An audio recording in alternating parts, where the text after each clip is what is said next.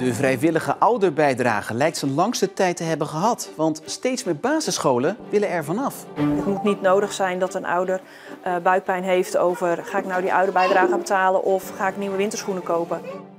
En verder in deze Zeeland Nu Vandaag. Tekort aan groene vingers, vooral een probleem voor vakantieparken. En loods moet monumenten behouden.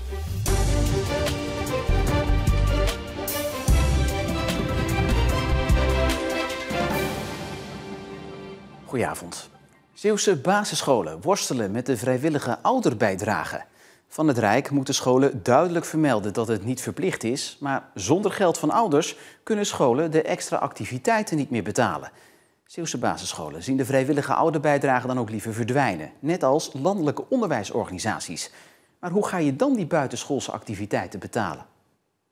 De kustschool in Katzand, vlak voor schooltijd. Een school met 86 leerlingen waar enkele jaren geleden, toen 4 kleine dorpsscholen fuseerden, een groot deel van de vrijwillige ouderbijdrage al is afgeschaft.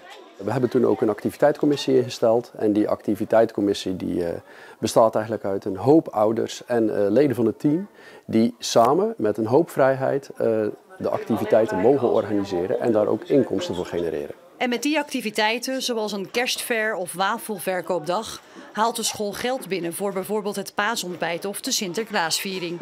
Het is goed voor de hele gemeenschap. Als we activiteiten organiseren, proberen we daar sowieso ook met de kinderopvang, maar met de hele gemeenschap, opa's, oma's, ouders, buurtgenoten. Iedereen is welkom. De school is echt een ontmoetingsplaats dan. Verschillende ouder-, leerling- en onderwijsorganisaties hebben onlangs de Tweede Kamer opgeroepen de vrijwillige ouderbijdrage door het Rijk te laten betalen. Voorlopig gaat dat niet gebeuren. Sommige scholen laten het daarom bij het oude en blijven ouders om geld vragen, terwijl andere scholen zelf aan de slag gaan. Zo wil deze bestuurder de ouderbijdrage afschaffen op alle scholen waar zij verantwoordelijk voor is. Dat betekent dat we wel zelf aan de bak moeten om alternatieven te verzinnen, om het rijke programma wel aan te blijven bieden. Paasontbijt of iets met Sinterklaas. Je kan gewoon ook niet in de portemonnee van mensen kijken of in de argumentatie daarachter. We willen gewoon ook eigenlijk dat gesprek en die discussie helemaal niet aangaan. Het moet niet nodig zijn dat een ouder buikpijn heeft over... ga ik nou die ouderbijdrage betalen of ga ik nieuwe winterschoenen kopen? De medezeggenschapsraden van de aangesloten basisscholen zijn samengekomen om te bedenken hoe ze het geld op een andere manier kunnen binnenhalen. We denken aan een soort sponsorcommissie en een stichting voor de school, zodat het makkelijker wordt voor donateurs of sponsoren om een donatie te maken. Donateurs in de vorm van een jaarlijks donatieschap.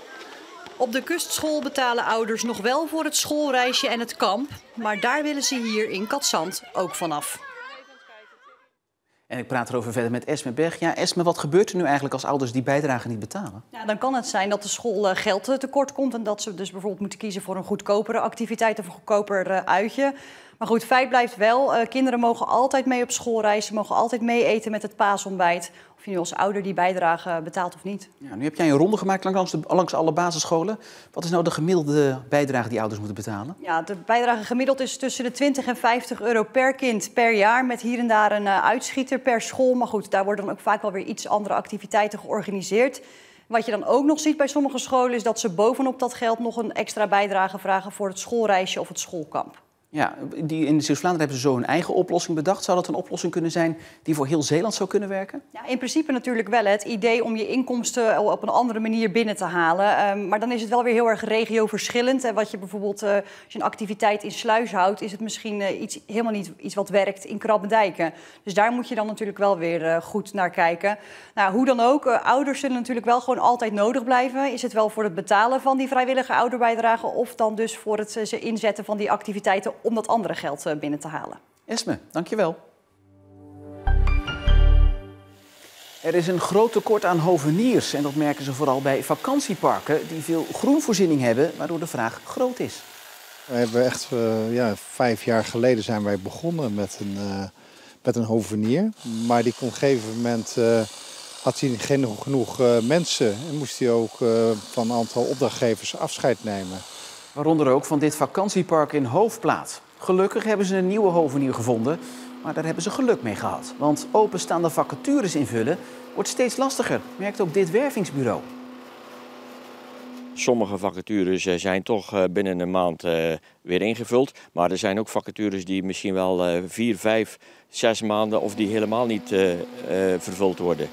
Vanwege het tekort is het advies aan particulieren om zelf de tuin te onderhouden, omdat de wachtlijsten bij hoveniers lang zijn deze zomer. Morgen en overmorgen zijn er weer explosies bij de Middensluis in Terneuzen. Dat gebeurt bij hoogwater. Morgenochtend tussen 10:30 en 11:30. Woensdagmorgen een uurtje later. De ploffen duren steeds 30 seconden. Door de explosies scheuren de betonwanden van het buitenhoofd, zodat die kunnen worden afgebroken en opgeruimd. Later dit jaar volgen nog meer ploffen. De Middensluis wordt gesloopt omdat die anders de doorgang belemmert naar de nieuwe sluis die eind volgend jaar in gebruik wordt genomen. En dit is de eerste volledig elektrische vuilniswagen van Zeeland. Vanaf vandaag rijdt hij rond. Deze auto gaan we inzetten voor het op route inzamelen van bedrijfsafval. Dus dat zijn rolcontainers van 240 tot 1100 liter. En dan met name aan de zuidwestkant van Walcheren te beginnen. Dus niet te ver van de basis. Zodat als er problemen zijn, dat we er ook snel naartoe kunnen. Want of deze CO2-neutrale en stille vuilniswagen in de praktijk goed werkt en ook commercieel aantrekkelijk is voor de afvalvervoerder uit Middelburg, wordt de komende tijd getest. De eerste stap naar een duurzamer bedrijf is in ieder geval gezet. Het is echt wel iets waar we al 3, 4 jaar over praten. En de ontwikkeling van het voertuig zelf is bijna 1,5 jaar geweest. En dat hij er dan nu staat en dat hij echt gaat rijden, daar word je wel heel trots van als ondernemer. Zeeland kent vele monumentale kerken, boerderijen en fabriekspanden.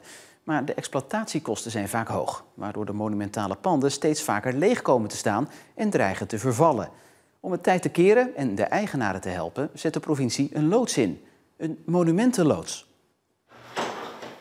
Een loods die leidt je de weg, net als bij een schip zeg maar, tussen de perfecte vaargeul, de beste route, de snelste weg. Zonder daar schade aan de kant toe te brengen. En in dit geval bij monumentale panden? In dit geval zoek ik de weg voor ondernemers of voor eigenaren van monumentale panden die rijksmonument zijn, met plannen. Connie de Lange is al jaren eigenaar van de Sint-Sebastiaansdoelen in Middelburg. Ze wil het gebouw een andere invulling geven waarbij ze haar droom kan verwezenlijken. Eigenlijk alle panden zijn lange tijd in gebruik geweest. De cinema als cinema, de ruimte hierachter als sportschool. Al die panden hadden een bestemming. Toen kwamen ze op een gegeven moment leeg te staan. Wij zaten in een ander bedrijf en hadden we daar meer dan onze handen aan vol. We hebben op een gegeven moment wel een plan gemaakt samen met architecten. Vorig jaar hebben we besloten, we vragen de gemeente of zij subsidie aan willen vragen bij de provincie voor de monumentale onderdelen van dit pand. En dat is vorig jaar dus afgewezen. Daarom heeft ze de hulp ingeroepen van de monumentenloods, die haar op een eenvoudige manier heeft ondersteund. Door mensen in contact te brengen en op het juiste moment, de juiste poppetje de kans te geven om zijn werk te doen. Want dat is best wel verwarrend. En zeker voor ondernemers, voor particuliere eigenaren, is het heel verwarrend om te zien wat er van ze verwacht wordt. En wanneer ze aan welke regeltjes en eisen moeten voldoen. Want je hebt geen idee. Dat gold ook voor de Lange, die zo nu en dan ten einde raad was. Ik ben letterlijk meerdere keren volledig de weg kwijtgeraakt. En daar is Elsa die zegt, nee, wacht eventjes. Daar hoeven we nu even geen aandacht aan te besteden. Maar met deze mensen moeten we nu in zee. Laten we alle partijen nu bij elkaar brengen, bijvoorbeeld. En bedenken, hoe gaan we nou aanvliegen om te komen tot die subsidietoewijzing?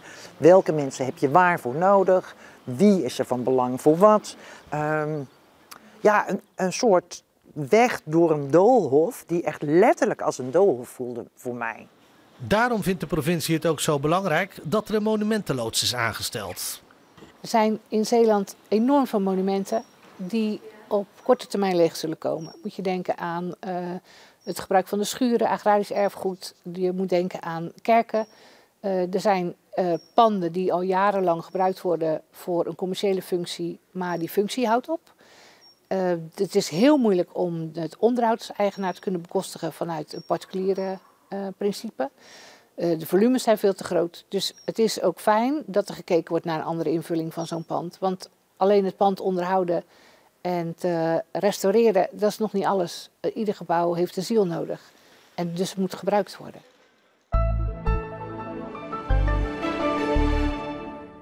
Het was vandaag droog met een zonnetje en een verkoelende wind vanaf zee bij maximaal 24 graden. Morgen is het ook nog zonnig, maar in de loop van de dag wel meer bewolking. Ook wordt het warmer dan vandaag met maximaal 28 graden.